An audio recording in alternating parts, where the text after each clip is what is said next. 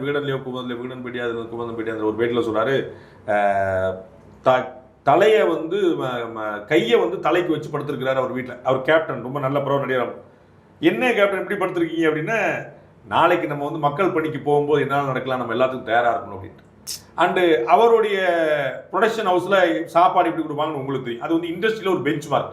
அதற்கு முன்னாடி கேரவேனுக்கு வேற போகும், ஸ்டார்களுக்கு வேற போகும், தொழிலாளர்களுக்கு வேற போகும், லேபருக்கு வேற போகுன்ற இந்த இடத்துல விஜயகாந்துக்கு கிடைக்கக்கூடிய அதே கருவாட்டு குழம்பும் இது வந்து கீழே வரைக்கும் போய் நிற்கும். அதே டேஸ்ட் அதே இடம் தான் அப்படிங்கிறது வந்து அவர் பெரிய பெஞ்ச் மார்க். அதற்கு பிறகு பல நடிகர்கள் செய்கிறாங்க, அதை மறக்க இருக்குல்ல. ஆனால் அவர் தான் ஆரம்பிச்சார். அப்போ என்ன, அவருக்கு வந்து காமன் மேனை பார்க்குற தன்மை ஒன்று இருந்துச்சு. கீழே வரைக்கும் எல்லாரையும் வந்து அவருடைய எண்ணத்தை புரிஞ்சுக்கிட்டார்.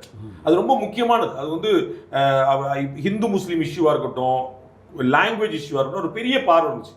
அவர் அடிப்படையில் தாய்மொழியாக தமிழை கொண்டவர் அல்ல, ஆனால் தமிழ் மேலே அவருக்கு பயங்கரமான பற்று இருந்துச்சு. இஸ்லாமியர்கள் நண்பர்களாக இருக்கணுங்கிறதுல அவர் இப்ராஹிம் ராவுத்தர் அவருடைய நண்பருக்குள்ள வந்து எவ்வளவு கெழுதகை நண்பரா, எப்படி வந்து மாப்பிள்ள மச்சான ஒன்று கூட ரெண்டு ஒன்னா ரெண்டு வேற வேறையா அப்படிங்கிறது தெரியாத அளவுக்கு நமக்கு இருந்தது. ஆனால் நெத்தில இருக்க விபூதியை இன்னைக்கு ஒரு நாள் அழிச்சது கிடையாது. அவர் வந்து ரம்ஜான் நோன்பு திறக்க போனாலும் விபூதியோட போய் நிற்பார். வெளிப்படையா வெள்ளந்தியா பேசல வந்து யாரும் முடியாது.